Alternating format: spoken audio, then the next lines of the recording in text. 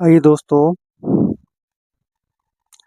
स्वागत करता हूं दोस्तों आपके अपने यूट्यूब चैनल केडी पाठशाला 2.4 में। जैसा कि आप जानते हैं दोस्तों, मैं हूं कपिल देव और आपके लिए लेकर आया हूं इस वीडियो में इम्पोर्टेंट टॉपिक जेंडर अर्थात लिंग का। दोस्तों ये हमारे सिलेबस के अकॉर्डिंग तो इम्पोर्टेंट है ही, और दूसरी चीज़ ये हमारी नॉलेज के लिए भी बहुत ही इम्पोर्टेंट है। हमें पता होना चाहिए कि लिंग क्या होता है अर्थात जेंडर क्या होता है, जेंडर कितने टाइप के होते हैं और कौन सा व्यक्ति या क्या चीज़ कौन से जेंडर में आती है। तो आइए दोस्तों वीडियो को स्टार्ट करेंगे। वीडियो को स्टार्ट करने से पहले दोस्तों आपसे मैं कहूँगा कि अगर वीडियो पसंद आए तो वीडियो को लाइक ज़रूर करें और दोस्तों वीडियो को शेयर भी ज़रूर करें। दोस्तों अगर आप चैनल पर पहली बार आए हों तो चैनल को सब्सक्राइब ज़रूर करें और बेल आइकन को ज़रूर दबाएं। तो आइए वीडियो स्टार्ट करते हैं, बिना देर किए हुए पढ़ेंगे हम जेंडर और जानेंगे लिंग क्या होता है। तो जेंडर लिंग अर्थात जेंडर लिंग जो है 4 प्रकार के होते हैं। कितने प्रकार के दोस्तों आपको याद रखना है, ये 4 प्रकार के होते हैं। कौन-कौन से? पहला है हमारा मस्कुलाइन जेंडर, दूसरा है फीमेनाइन जेंडर, तीसरा है कॉमन जेंडर और चौथा है हमारा न्यूटर जेंडर। दोस्तों ध्यान रखेंगे, मस्कुलाइन जेंडर को कहते हैं पुल्लिंग, फीमेनाइन जेंडर को कहते हैं दोस्तों स्त्रीलिंग, कॉमन जेंडर को दोस्तों कहते हैं उभयलिंग और न्यूटर जेंडर को दोस्तों कहते हैं नपुंसक लिंग। तो दोस्तों ये चीज़ ध्यान रखेंगे। तो आइए हम एक-एक करके इन सभी जेंडर को डिफ़ाइन करेंगे और जानेंगे अच्छे से कि कौन-सा जेंडर क्या होता है और ये कौन-सी जाति की ओर इशारा करता है। तो आइए देखते हैं। दोस्तों पहला हमारा कौन-सा है? Masculine gender. मस्कुलाइन जेंडर को अभी हमने बताया था क्या कहते हैं? पुल्लिंग कहते हैं। इसके बारे में पढ़ते हैं। क्या लिखा है? इस जेंडर से पुरुष जाति का बोध होता है। पुरुष जाति दोस्तों हमारे इस संसार में जितनी भी पुरुष जाति है वो सभी मस्कुलाइन जेंडर में आती है। जैसे एग्जांपल में देखेंगे मैन। मैन मीन्स आदमी होता है जो कि एक पुरुष होता है। बॉय मीन्स लड़का। लड़का एक पुरुष जाति में आता है, एक पुरुष होता है। डॉग मीन्स कुत्ता। दोस्तों कुत्ता क्या है? ये भी एक पुरुष जाति में आता है। उसके बाद सोहन, उसके बाद फादर, उसके बाद एक्सेट्रा। दोस्तों एक्सेट्रा का मतलब है इत्यादि, यानी और भी ऐसे बहुत सारे शब्द हैं जो कि हमारे मस्कुलाइन जेंडर में आते हैं। तो एग्जाम्पल में हमने देखा, आप समझ गए होंगे कि पुरुष जाति की ओर जो भी इशारा करता है वो मस्कुलाइन जेंडर में आता है। दोस्तों नोट पॉइंट में कुछ लगा है, इसे भी पढ़ते हैं। इसमें लिखा है कुछ विशेष अवस्थाओं में शक्ति प्रकट करने वाली वस्तुओं को मस्कुलाइन जेंडर में प्रयोग किया जाता है। शक्ति प्रकट करने वाली दोस्तों जैसे एग्जाम्पल में देखेंगे क्या लिखा है? सन। सन मीन्स दोस्तों क्या होता है? सूर्य। सूर्य क्या है दोस्तों? ये भी हमें धूप यानी ऊर्जा प्रदान करता है। ये भी मस्कुलाइन जेंडर में आएगा, अर्थात पुरुष जाति की ओर इशारा करता है। और इसके बाद दोस्तों क्या है? टाइम यानी समय। समय दोस्तों क्या है? हमें समय बताता है अर्थात समय देता है। तो ये भी हमारे जो है मस्कुलाइन जेंडर में आएगा। विंटर यानी सर्दी का मौसम। दोस्तों सर्दी का मौसम है, ये भी क्या है? मस्कुलाइन जेंडर है। समर मीन्स क्या होता है दोस्तों? गर्मी का मौसम। तो गर्मी का मौसम क्या है? यानी गर्मी का मौसम आ गया। ये भी इस तरह से हम बोलते हैं। तो ये भी हमारा क्या है? मस्कुलाइन जेंडर है। तो आइए अब देखते हैं हम नेक्स्ट अपने जेंडर को। तो आई होप आप ये समझ गए होंगे कि मस्कुलाइन जेंडर क्या होता है और इसमें कौन-कौन सी जाति का बोध कराया जाता है। तो आइए दोस्तों हम नेक्स्ट जेंडर को देखते हैं और उसे अच्छे से समझते हैं। दोस्तों दूसरा जेंडर हमारा फेमिनाइन जेंडर। कौन सा दोस्तों? फेमिनाइन जेंडर, जिसे स्त्रीलिंग कहते हैं। स्त्रीलिंग क्या होता है आइए देखते हैं। इस जेंडर से स्त्री जाति का बोध होता है। दोस्तों जितनी भी हमारी धरती पर, पृथ्वी पर, इस संसार में जितनी भी स्त्री जाति है वो सभी हमारी फेमिनाइन जेंडर में आएगी। तो जैसे एग्जांपल में देख लेते हैं वुमेन, गर्ल, सीता, हेन, वाइफ एक्सेट्रा। दोस्तों वुमेन मीन्स क्या होता है? औरत। औरत क्या है दोस्तों? एक स्त्री है, स्त्री जाति की ओर इशारा करती है। दूसरा गर्ल, गर्ल मीन्स लड़की। लड़की भी दोस्तों क्या है? स्त्री जाति में आती है।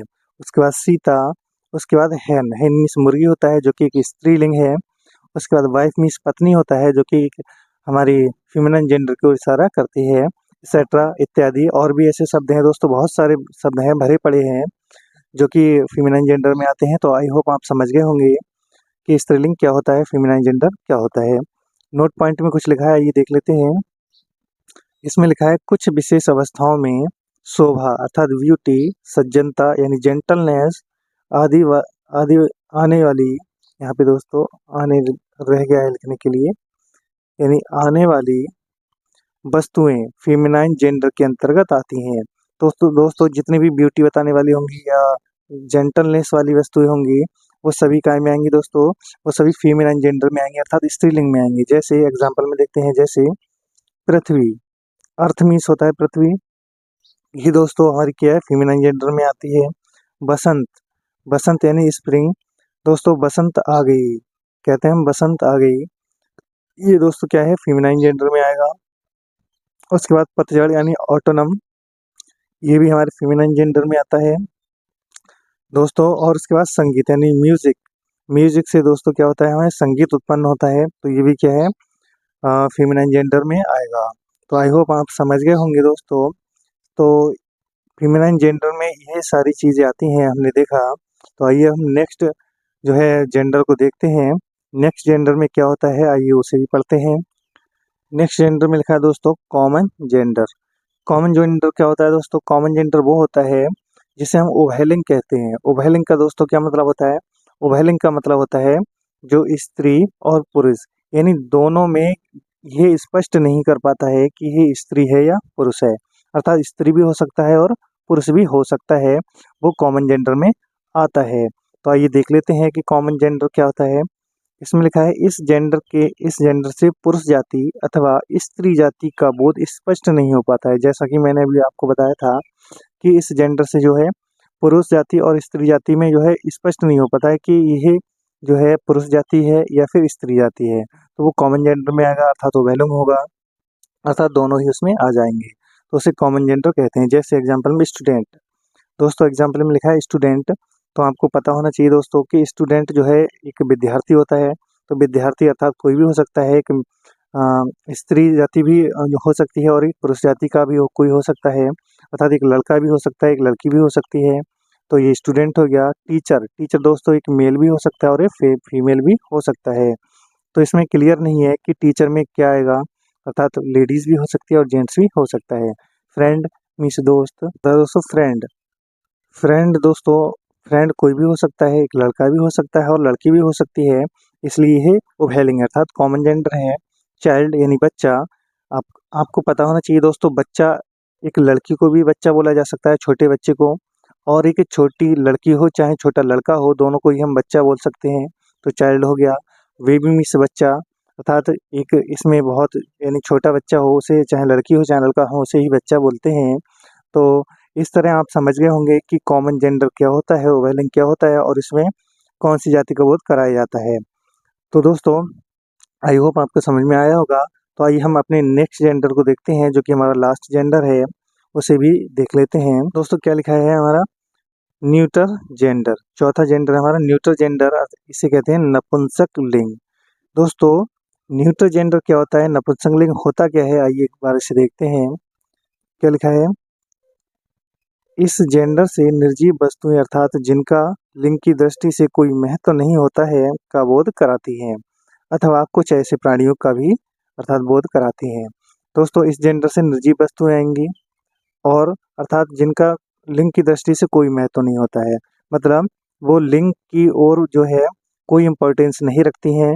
और कुछ ऐसे प्राणी भी होते हैं दोस्तों जिनसे हमें ये पता नहीं लगता है कि ये पुरुष जाति का है या स्त्री जाति का है, वो न्यूट्रल जेंडर में आता है। आइए एक बार देख लेते हैं दोस्तों। एग्जाम्पल में दोस्तों क्या लिखा है, बुक यानी किताब, दोस्तों ये निर्जीव चीज है, ये निर्जीव वस्तु है, तो ये क्या है हमारी न्यूट्रल जेंडर में आएगी। रूम कमरा एक न्यूट्रल जेंडर में आएगा। फ्रूट यानी फल, फल दोस्तों क्या में आएगा, न्यूट्रल जेंडर में आएगा, नपुंसक लिंग में आएगा, क्योंकि इसमें कोई स्त्री जाति या पुरुष जाति का कुछ होता नहीं है, इसलिए न्यूट्रल जेंडर में आता है। क्रोमिस कौआ, कौआ दोस्तों एक ऐसा प्राणी है जिसमें यह डिफाइन नहीं होता है कि यह पुरुष है या जाति है। स्नैक दोस्तों, स्नैक यानी सांप, सांप दोस्तों क्या होता है, एक न्यूट्रल जेंडर है, इसमें डिफाइन नहीं किया जाता है कि यह सांप जो है स्त्री है या पुरुष है, इसलिए इसे न्यूट्रल जेंडर में रखा जाता है।